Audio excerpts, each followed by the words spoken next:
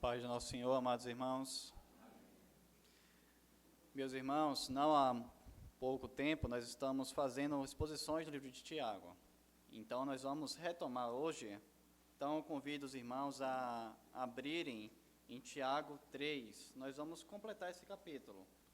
Se os irmãos se lembram, na nossa última exposição, nós expusemos até o versículo 12.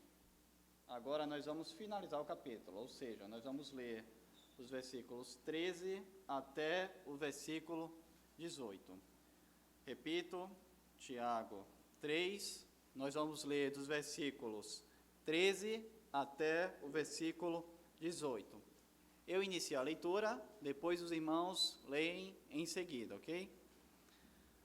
Amém, irmãos? Amém. Então vamos lá.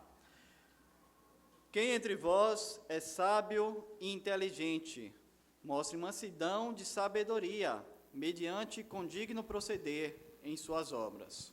Se pelo contrário tendes em nosso coração inveja, amargura e sentimento faccioso, nem vos glorieis nisso, nem mintais contra a verdade.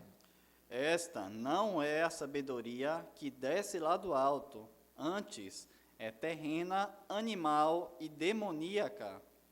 Pois a inveja e sentimento faccioso, aí há confusão e toda espécie de coisas ruins.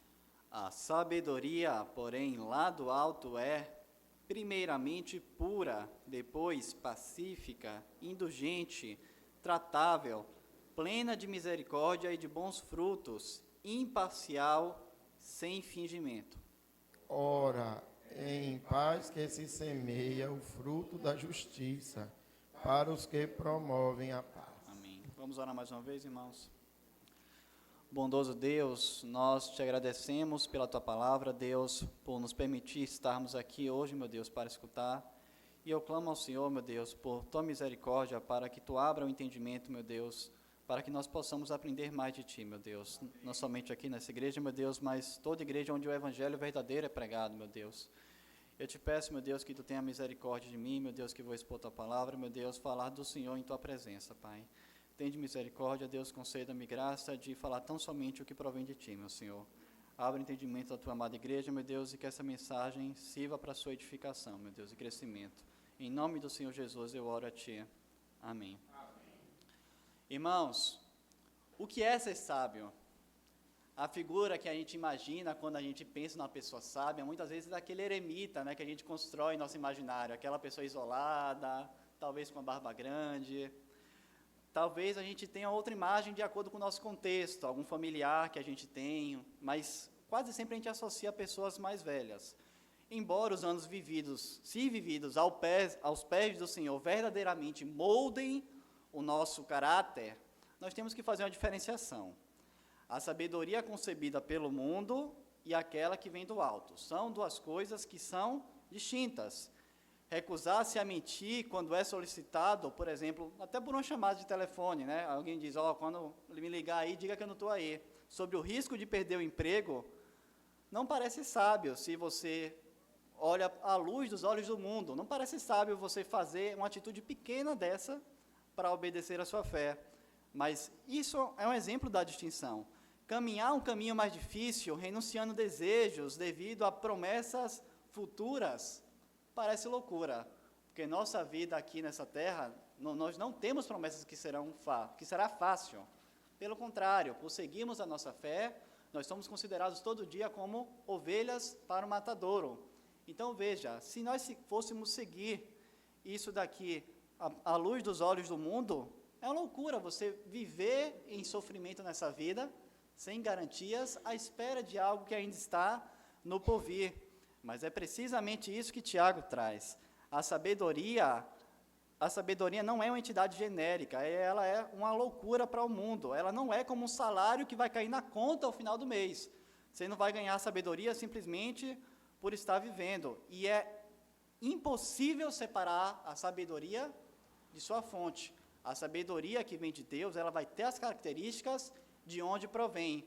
E a sabedoria que vem do mundo, ela vai ter as características do mundo. Então, esse texto vai demarcar essa diferença. E a sabedoria do mundo gera a morte.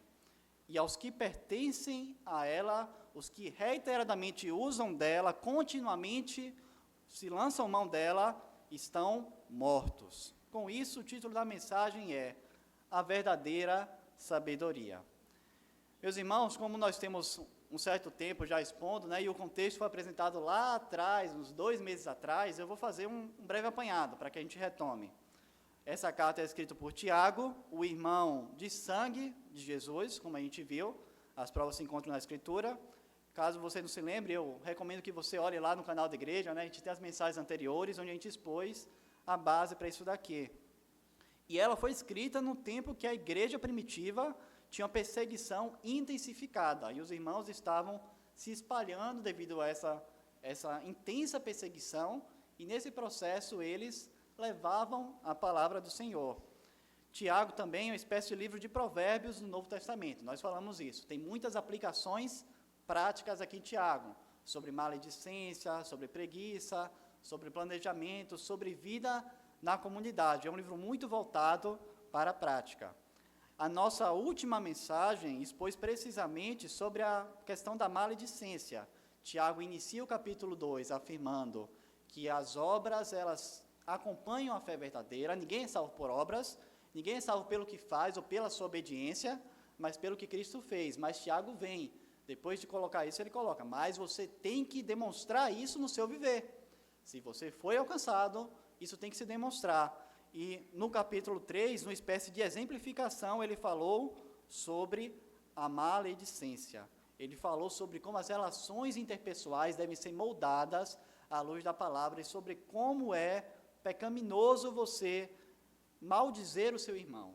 Então, nós vimos tudo isso aqui até chegar nesse ponto. Então, Tiago, ele citou que a sabedoria do alto, ela vem de Deus, e toda a bondade vem de Deus, e o mal vem de nós.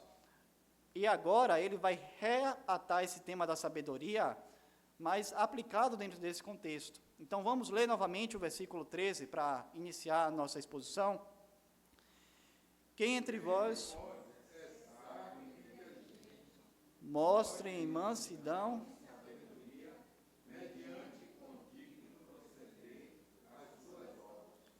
Então, veja, o elo entre a passagem anterior, no qual a maledicência foi exposta, e sobre as obras e a fé, é precisamente uma comparação. Tiago disse, nós somos salvos pela graça, isso é verdade, todo bem vem de Deus, o mal vem de nós, mas você tem que manifestar isso através de suas obras. Então, Tiago diz, você é sábio? Então, essa sabedoria vai se demonstrar através de pureza de vida, em santificação. Aquele que é sábio no Senhor vai mostrar isso com o seu viver santo. Então, o que liga essas duas passagens é precisamente esse ponto. A sabedoria do alto, veja o que esse versículo diz, ela primeiramente, ela não é exibicionista, ela não chama a atenção para si mesmo. Ele diz aí no texto, mostre em mansidão de sabedoria, mediante condigno proceder, com suas obras. Agir em mansidão, meus irmãos, não é ser apático. Eu não estou falando daquela pessoa que a gente, às vezes, tem na figura aí, né, que não reage para nada. Que o que quer que aconteça, a pessoa está quieta. Isso não é a mansidão em termos bíblicos. Mansidão está associada ao uso do poder na medida correta. Você tem poder, mas você vai utilizá-lo na medida correta. Ou seja, ter domínio próprio sobre os impulsos da carne.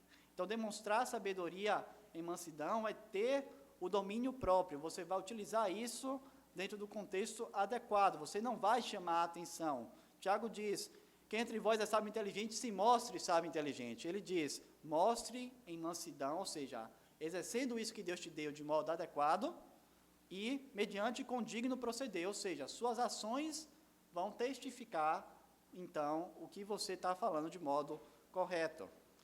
O versículo 14, então, meus irmãos, vamos ler mais uma vez. Se pelo contrário,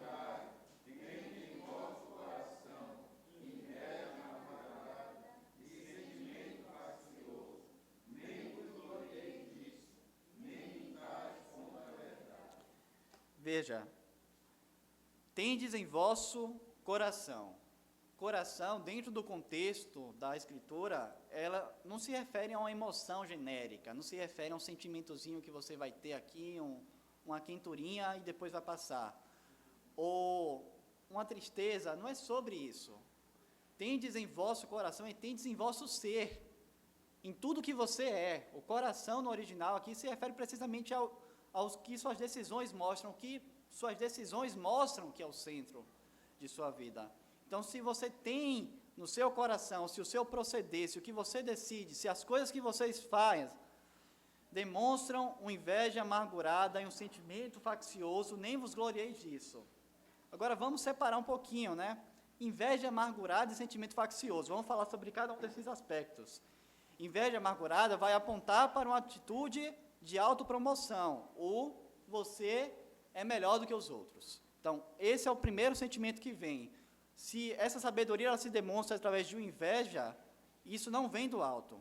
Mateus 6, versículo 1 diz: guardai-vos de exercer a vossa justiça diante dos homens, com o fim de seres vistos por eles. De outra sorte, não tereis galardão junto de vosso Pai Celeste. Esse é o início, lá no início do Sermão do Monte ainda, e o Senhor vai passar o capítulo 6 inteiro, mostrando como mesmo atitudes boas podem ser ruins ou pecaminosas, se estas são feitas para obter admiração. Veja que o Senhor vai falar sobre a esmola nesse contexto aqui. A esmola em si não é o problema, mas o problema é quando você faz para ser visto. O jejum também é colocado nesse texto, do jeito que os fariseus faziam. O jejum não é o problema, mas o jejum para ser visto é um problema, para ser admirado. A oração em público também não é um problema, mas a oração como os fariseus faziam para serem admirados o era. Então, há uma severa repreensão na Escritura, meus irmãos, contra essa atitude de buscar a glória para si, de buscar a admiração para si no exercício dos seus dons ou da sabedoria aqui no contexto. Mais especificamente, Paulo, lá em 1 Coríntios, capítulo 1, 26 a 31, vai dizer: irmãos, reparai, pois, na vossa vocação, visto que não foram chamados muitos sábios segundo a carne, nem muitos poderosos, nem muitos de nobre nascimento. Pelo contrário, Deus escolheu as coisas loucas do mundo para envergonhar os sábios, e escolheu as coisas fracas do mundo para envergonhar os fortes. E Deus escolheu as coisas humildes do mundo e as desprezadas e aquelas que não são, para reduzir a nada as que são, a fim de que ninguém se vanglorie na presença de Deus. Mas vós sois dele em Cristo Jesus, o qual se tornou parte de Deus, sabedoria e justiça, santificação e redenção, para que, como está escrito, aquele que se gloria, glorie-se no Senhor. Então veja, meus irmãos, esse texto que é trazido em paralelo, ele diz claramente: Deus não vai até ninguém por merecimento. Se você está na igreja, você sabe que você não está aqui porque você é bonitinho, cheiroso, porque você foi obediente. Você sabe que você não merece. Se você está debaixo do Senhor e o Senhor verdadeiramente lhe achou, você sabe que não foi por merecimento. É misericórdia do início ao fim. Você pode pensar, enquanto eu falo isso daqui, mas Igor, por que você está falando sobre autopromoção se esse versículo que você está explicando está falando sobre inveja? Irmãos, não nos enganemos. Inveja aponta que você julga que deveria ter tanto ou mais do que a outra pessoa. O que a atitude de inveja mostra é que você, de algum modo, está dizendo que Deus está sendo injusto em seu proceder. Porque Deus não está sabendo repartir direito as coisas. Por que não? Porque fulano de tal tem isso, tem aquilo e eu não tenho. E eu não estou falando necessariamente de posses, eu estou falando mesmo de dons. Ah, fulano de tal sabe fazer isso, sabe fazer aquilo, e eu não sei, eu não tenho capacidade. Então, quando você coloca essa inveja, você está questionando Deus e sua capacidade de distribuir os dons, meus irmãos. Então, veja que é uma atitude que parte de você. E veja que esse texto que a gente leu em Coríntios diz: meus irmãos, Deus não escolhe ninguém simplesmente pelo que a pessoa tem, porque Deus quem dá todas as coisas. Meus irmãos, ninguém merece nada. Deus escolhe as pessoas, então Deus concede os dons que ela quer para que a sua obra seja feita, e isso é para a sua glória. A providência que o Senhor traz, um dos atributos de Deus, né, a sua providência, ela é como Ele faz com que todas as coisas reverberem para a sua glória. É sobre Deus, não é sobre você. E Deus distribui os seus dons para a sua glória, não é para a sua glória. Não é para a glória de cada um dos irmãos, mas para que tudo reverbere na glória do nome dele, que é o único que é digno de receber. A segunda parte, meus irmãos, agora, lembra lá, inveja amargurada, sentimento faccioso. O que é esse sentimento faccioso? Isso aponta para uma inclinação a polarizar e dividir as pessoas. Faccioso de facção, né? Essa palavra aí está mais clara, né? De dividir. Mas ela, dentro do contexto aqui, ela remete àquele ato político onde às vezes você tenta inclinar alguém para satisfazer os próprios interesses. Esse sentido que tem aqui no original. Ou seja, aquela pessoa que tem aquele sentimento que ou alguém está a seu favor ou está contra você. Infelizmente, isso é muito comum em diversos ambientes. Às vezes você tem um serviço que é dado e você começa a implicar porque outro fulano está fazendo isso de outra forma.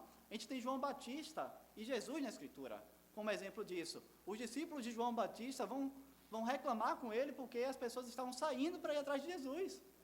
Então veja, o que está sendo colocado no texto é que esse sentimento faccioso, ele não provém do Senhor. E qual a atitude então que provém do Senhor? Paulo, na carta aos Filipenses, no início, ele vai dizer lá no início 2, quando ele está falando precisamente sobre esse tema da união entre os irmãos, da união entre a igreja. Paulo vai dizer, nada façais por partidarismo ou vanglória, ou seja, não divida as pessoas em prol de uma determinada panelinha ou buscando uma glória que é vã, né, uma glória que é fútil, uma glória que some, mas por humildade, considerando cada um dos outros superiores a si mesmo. Nós temos que considerar cada um dos nossos irmãos superiores, meus irmãos, e os servir, ao invés de tomar essa atitude de dividir as pessoas. Não tenha cada um em vista o que é propriamente seu, senão também cada um qual quer dos outros. Paulo não está dizendo que é para você tomar conta da vida dos outros, não, viu, meus irmãos? Não no sentido de fuxicar, mas que a gente tem que sim estar atento aos irmãos da fé, atento às necessidades da igreja e zelar em amor uns pelos outros. E por fim, ele vai colocar esse exemplo, ele vai seguir, mas eu vou parar por aqui, e ele vai introduzir, tende vós o mesmo sentimento que houve também em Cristo Jesus. Então veja, qual é o exemplo para que a gente tire de vez qualquer princípio de divisão, qualquer princípio de dividir as pessoas em A e B. O que a gente deve fazer primariamente? A gente deve ter em mente na igreja, no nosso contexto cristão, o exemplo de Cristo Jesus. Gente, nos lembremos, o Senhor, Ele possuía toda a sua glória desde a eternidade e Ele assumiu a forma de servo. Então veja, Ele continuou sendo Deus claramente, mas Ele assumiu a forma de servo. Ele não fez questão disso, não se apegou a esse estado, mas assumiu uma forma de servo e nessa forma Ele deu a sua vida ao Pai por aqueles que se reconhecem pecadores. Veja o que Cristo fez, veja que exemplo de serviço. Ele tinha toda a glória, todo o direito, e ainda assim ele serve. Então, meus irmãos, sentimento faccioso de modo algum pode proceder de Deus. Esse sentimento de que as pessoas devem ser divididas, esse sentimento de gerar brigas, de gerar panelinhas, de colocar grupos uns contra os outros, isso não pode vir do Senhor, porque o Senhor é, antes de tudo, servo em Cristo Jesus. Ele é o Deus glorioso, mas em Cristo Jesus Ele mostra a servitude para a glória do Pai, e assim nós vamos servir também para a glória do Pai, meus irmãos. Prosseguindo, nenhuma sabedoria do alto gera uma atitude autocentrada. Toda sabedoria que provém do Senhor, ela vai gerar servitude, ela não vai buscar que meu nome seja colocado em evidência, não vai buscar que coloque, olha aqui o que eu fiz, olha aqui isso, olha aqui aquilo, me admire, olhe para mim, mas aponta para a glória de Deus. Então veja, qual é a principal função da igreja, meus irmãos? Glorificar o nome de Deus.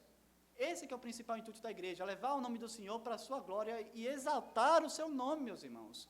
Não adianta que nós nos enchamos de atividades se nós não tenhamos os olhos fixos nisso. Ativismo por ativismo não é uma coisa boa. Nós devemos buscar glorificar ao nome do Senhor em tudo o que for feito. Agora vamos ler os versículos 15 e 16. Esta não é a sabedoria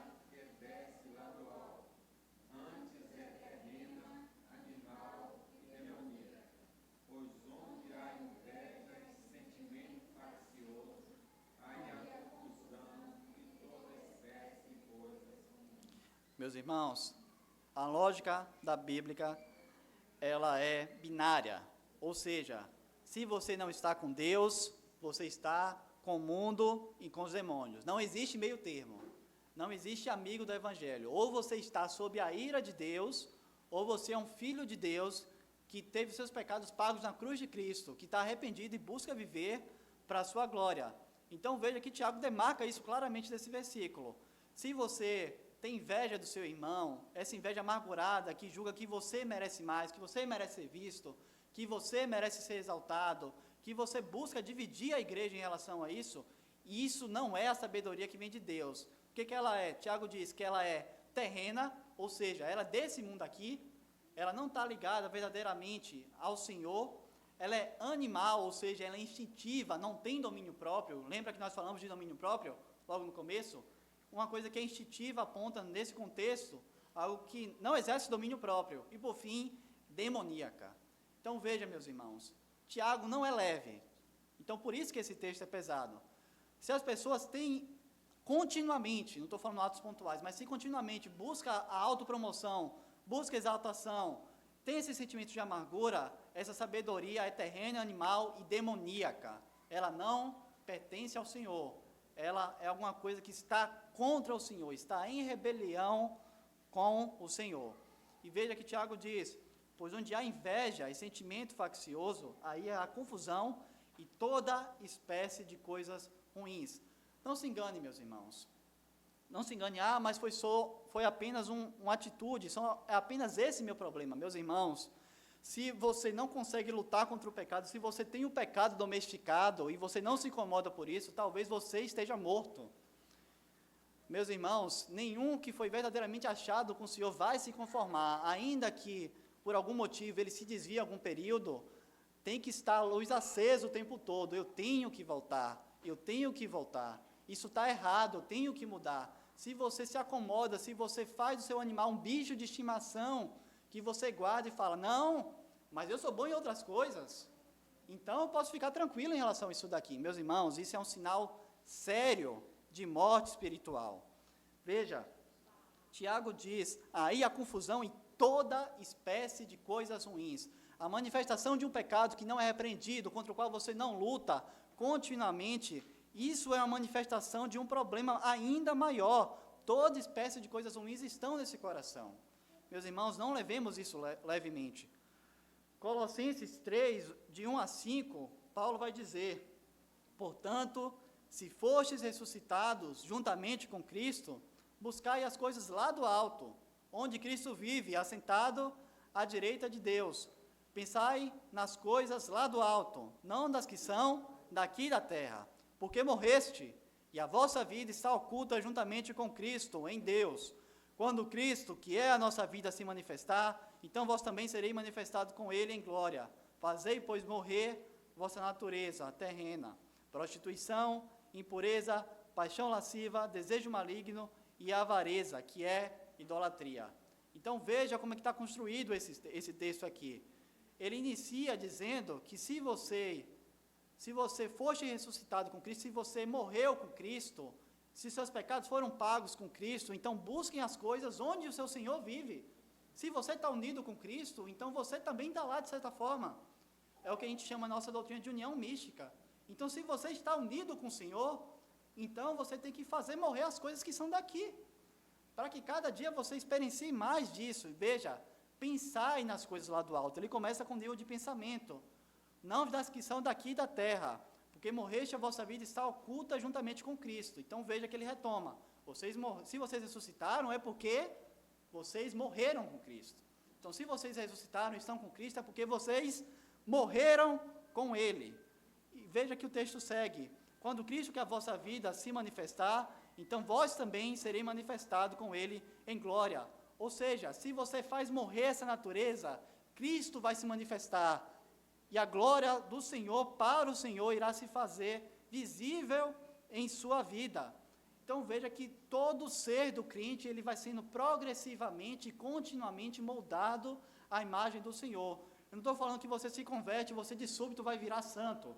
Não, mas tem que haver uma progressão, meus irmãos. Tem que haver uma luta contra o pecado e ela tem que ser constante naqueles que foram ressuscitados com Cristo. Se você só quer mudar na sua vida o que lhe é conveniente, se você não quer mudar coisas que Deus condena, se você prefere agradar homens a Deus, sua sabedoria é do mundo e demoníaca. Veja que a lógica é binária. Se você ressuscitou com Cristo, então faça morrer aquilo que não é de Deus. Nós temos que matar o pecado, meus irmãos, todos os dias, mesmo aqueles que estão no Senhor, têm que matar o pecado todo dia. O pecado não é um inimigo que deve ser tomado levemente. No dia que você acordar e se achar que você está bonzinho, ore, meu irmão, ore. Nós temos que lutar constantemente contra o pecado. Nós temos que constantemente buscar essa santificação e fazer morrer essa natureza, porque a natureza do mundo ela é demoníaca, como Tiago diz. Não manifestemos, pois, essa natureza. Se for um momento que você ainda se reconhece dessa forma aqui, meus irmãos, você tem que se arrepender em crer em Cristo, pois o destino de todos aqueles que insistem nessas características, que exercem a sabedoria do mundo continuamente, que vivem de acordo com a lógica do mundo, que buscam a autopromoção, que buscam se guardar, não gloriar a Deus, que buscam evitar o sofrimento, mas não agradar a Deus, meus irmãos, isso é a sabedoria do mundo, e se essa atitude é contínua, arrependimento é necessário, pois só sobra uma coisa para aqueles que estão usando a sabedoria do mundo continuamente, e essa coisa é juízo, meus irmãos. Mateus 13, de 40 a 42 diz: pois assim como o joio é colhido e lançado ao fogo, assim será na consumação do século. Mandará o Filho do homem os seus anjos, que se ajuntarão no seu reino, todos os escândalos e os que praticam iniquidade, e os lançarão na fornalha acesa, e ali haverá choro de ranger os dentes. Meus irmãos, há um juízo posto, meus irmãos, não nos enganemos. Nosso Senhor é sim misericordioso, e Ele nos chama aos arrependimentos hoje. Mas não ache que você pode viver sua vida do jeito que você quer, sem olhar para a palavra, usando a sabedoria do mundo constantemente, não mortificando a sua carne, e acha que está tudo bem. O que incorre para uma pessoa que vive sua vida do jeito que quer é o juízo de Deus. Deus exerce misericórdia com aqueles que demonstram os frutos que mostram essa salvação, como nós temos visto. E Tiago precisamente vai fazer essa demarcação ainda mais claramente nos versículos finais. Os versículos 17 e 18, vamos ler juntos. A sabedoria, porém, lá do alto, primeiramente pura, depois pacífica, indulgente, tratável, plena de misericórdia e de bons frutos, imparcial e sem fingimento. Ora, em paz que se semeia o fruto da justiça, para os que promovem a paz. Então vejam, meus irmãos, assim como a sabedoria do mundo, que Tiago ilustra através de duas características, manifestam aqueles que estão mortos e comportamentos que são próprios do mundo, a sabedoria do alto manifesta o ser de Deus. Então veja, pureza, um ser pacífico, indulgente, pleno de misericórdia, imparcial. Então, tudo isso são características de Deus, meus irmãos, são atributos de Deus que se manifestam naqueles que verdadeiramente têm a sabedoria do alto. Pureza reflete o falar, o viver, refletem alguém puro em tudo o que faz. Então, veja que é um primeiro atributo que reflete a pureza do próprio Deus. Pacífico, não necessariamente a ausência de atitudes enérgicas, como a gente falou, não é alguém que não responde com nada, mas sim, quando necessárias, as pessoas vão fazer, mas a busca de apaziguar e evitar conflitos. Lembra do sentimento faccioso? Veja que quem é de Deus busca apaziguar e evitar conflitos. Então, veja a oposição aqui colocada. Indulgente é aquele que não é egoísta, mas se importa com os sentimentos dos outros. Então, veja que a sabedoria do alto, eu me preocupo com o meu próximo, com as suas necessidades, com o que ele é, com as suas fragilidades no seu viver. E a partir disso, eu vou me relacionar com amor. Veja, pleno de misericórdia, ou seja, cheio de misericórdia, transbordante de misericórdia. Então, ele perdoa quantas vezes forem necessárias, porque ele reconhece que precisa de perdão. Meus irmãos, não nos enganemos. Tem, infelizmente, casos de pessoas que estão dentro da igreja e abrem a boca para dizer, não, ali eu não consigo perdoar. Tem aquela pessoa que guarda aquela mágoa e fala, eu não consigo perdoar aquela pessoa. Meu irmão, você precisa de perdão do Senhor todos os dias, meus irmãos. Você precisa ser perdoado todo dia. Você que foi achado no Senhor não tem o direito de fazer isso. O Senhor te exorta e diz que isso não é coerente com a natureza do Senhor, não é coerente com a sabedoria do alto. Todos nós temos que perdoar tantas vezes quanto foram necessárias, porque o nosso Senhor nos perdoa tantas vezes quanto forem necessárias, meus irmãos. Então, temos que ser também plenos de misericórdia, porque nós precisamos de perdão. Por fim, nós temos imparcial. Não busca os próprios interesses ou agradar as pessoas, mas o próprio Deus. Então, veja, aquela pessoa que é imparcial, eu não vou me inclinar a fazer determinada coisa por determinada pessoa, por fulano ou por beltrano, porque eu gosto mais de fulano, porque fulano faz isso, porque fulano faz aquilo, porque fulano torce para o Bahia e eu também, porque fulano de tal torce para outro time. Não, meus irmãos, nós temos que ser imparcial no julgamento e julgar segundo a reta justiça que vem do Senhor. O que é certo, não importa se quem esteja fazendo é seu amigo ou seu inimigo, e o que é errado, não importa também se é seu amigo ou se é seu inimigo. E veja, esse último versículo, em paz que se semeia o fruto da justiça para os que promovem a justiça. O fruto da justiça, alguns comentaristas dizem que ele tanto é aplicado à nossa nova criação, por ele aponta também que essa justiça aqui seria um termo escatológico, né? Então, o fruto da justiça aponta para a misericórdia de Deus que será aplicada no dia do juízo final, e essa misericórdia é para os que promovem a paz. Então, veja, a todos, não a todos, mas aos que promovem a paz. Ou seja, Tiago, meus irmãos, tem uma forte ênfase na prática. Veja que Tiago fala, a sabedoria do mundo se manifesta assim, a sabedoria de Deus se manifesta dessa forma. Então, a justiça de Deus que vai vir lá, o fruto da justiça, né, a obra de Cristo, a redenção, ela é aplicada à nova criação, ela já tem efeitos agora, mas essa salvação será consumada para todos? Não, mas aplicadas aos que promovem a paz, porque os que promovem a paz constantemente, então, demonstram que têm a sabedoria de Deus, demonstram que foram achados em Cristo, e que são, portanto, filhos do alto. Meus irmãos, temos uma aplicação. Analise suas atitudes e seu viver, meu irmão. Eu não conheço o viver de cada um de vocês, mas Deus conhece muito bem. Pastor Paulo, Cândido, não conhece completamente vocês aqui. Nenhum dos presbíteros aqui tem a capacidade de conhecer o coração de vocês e saber exatamente como vocês estão. Mas Deus sonda, meus irmãos. Deus conhece todo o seu viver e sabe tudo o que vocês fazem, o que está guardado no seu coração.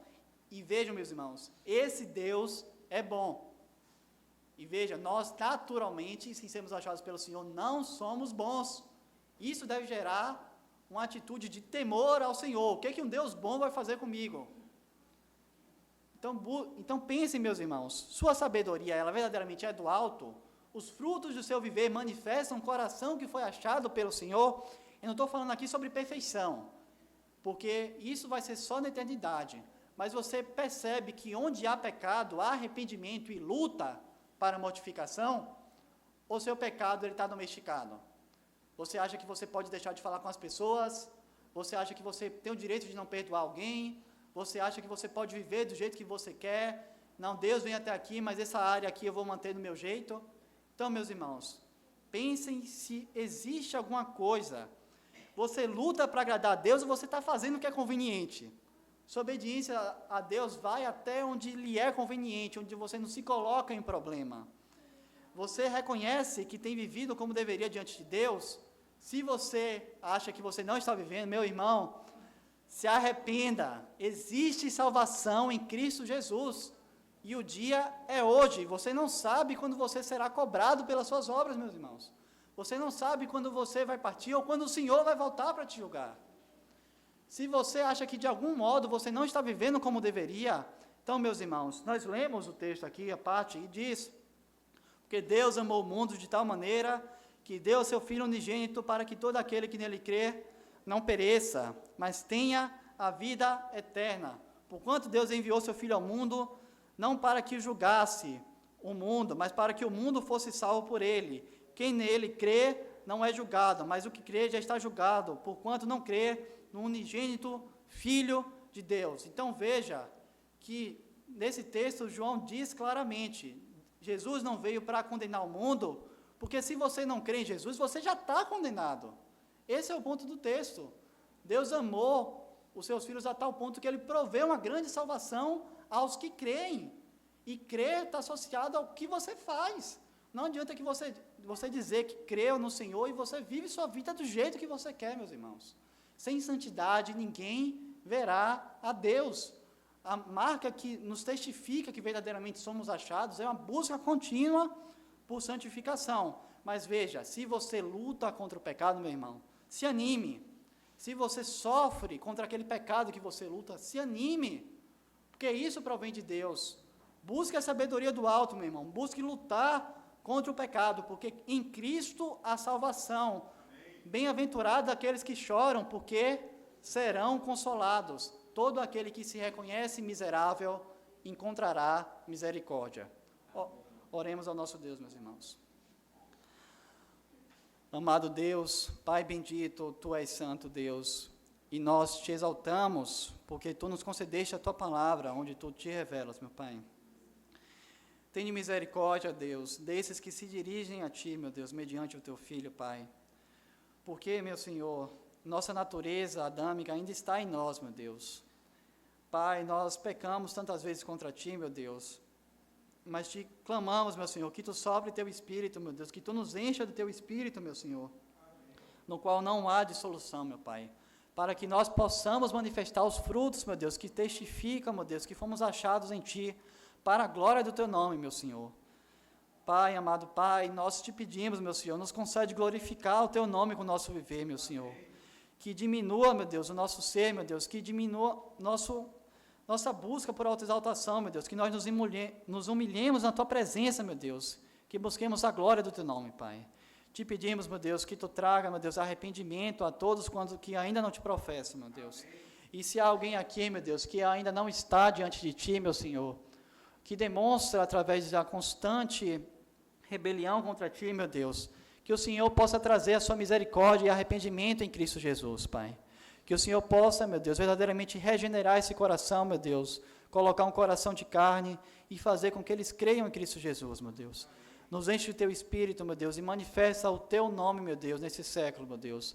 Nos concede, meu Deus, ainda nessa geração, meu Deus, verdadeiramente pregar a Tua palavra, meu Deus, glorificar o Teu nome, para que o mundo reconheça, meu Deus, que somente o Senhor é Deus, e que o nome do Senhor Jesus seja exaltado acima de todos, Pai. Em nome dEle nós oramos a Ti, meu Senhor. Amém.